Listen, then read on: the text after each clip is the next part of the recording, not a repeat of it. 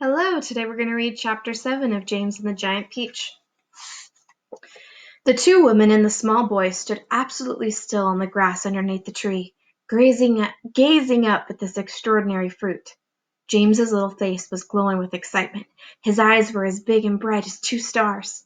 He could see the peach swelling larger and larger, as clearly as if it were a balloon being blown up. In half a minute, it was the size of a melon. In another half minute, it was twice as big again. "Just look at it growing!" Aunt Spiker cried. "Will it ever stop?" Aunt Sponge shouted, waving her fat arms and starting to dance around in circles. And now it was so big it looked like an enormous butter-colored pumpkin dangling from the top of the tree. "Get away from that trunk, you stupid boy!" Aunt Spiker yelled. "The slightest shake and I'm sure it'll fall off. It must weigh 20 or 30 pounds at least." The branch that the peach was growing upon was beginning to bend over further and further because of the weight. "Stand back!" Aunt Sponge shouted. "It's coming down! The branch is going to break!" But the branch didn't break. It simply bent over more and more as the peach got heavier and heavier, and still it went on growing. In another minute this mammoth fruit was as large and round and fat as Aunt Sponge herself, and probably just as heavy. "It has to stop now!" Aunt Spiker yelled. "It can't go on forever!" But it didn't stop. Soon it was the size of a small car and reached halfway to the ground. Both aunts were now hopping around and around the tree, clapping their hands and shouting all sorts of silly things in their excitement. "Hallelujah!" Aunt Spiker shouted. "What a peach! What a peach!" "Terrifico!" Aunt Sponge cried out. "Magnifico! Splendifico! And what a meal!" "It's still growing! I know! As for James, who was so spellbound by the whole thing that he could only stand and stare and murmur quietly to himself, "Oh, isn't it beautiful? It's the most beautiful thing I've ever seen." "Shut up, you little twerp!" Aunt Spiker snapped, happening to overhear him. "It's none of your business."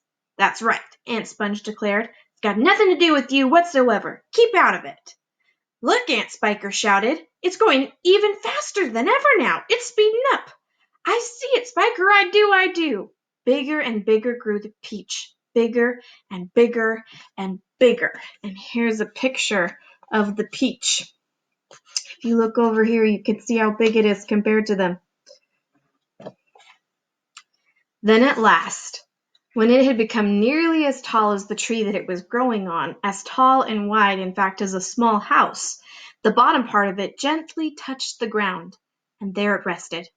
"It can't fall now!" Aunt Sponge shouted. "It's stopped growing!" Aunt Spiker cried. "No, it hasn't." "Yes, it has." "It's slowing down, Spiker, it's slowing down, but it hasn't stopped yet. You watch it." There was a pause. "It has now. I believe you're right. Do you think it's safe to touch it?" "I don't know. We'd better be careful."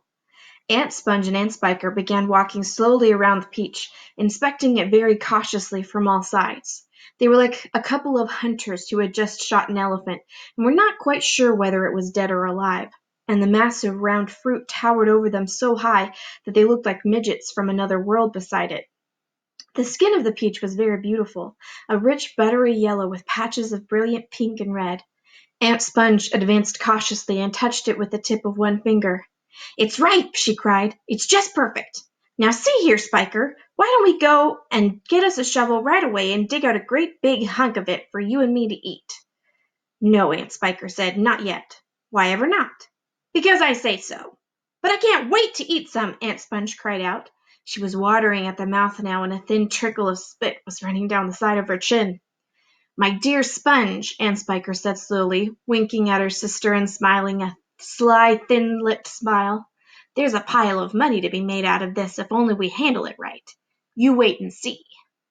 And that's the end of Chapter 7.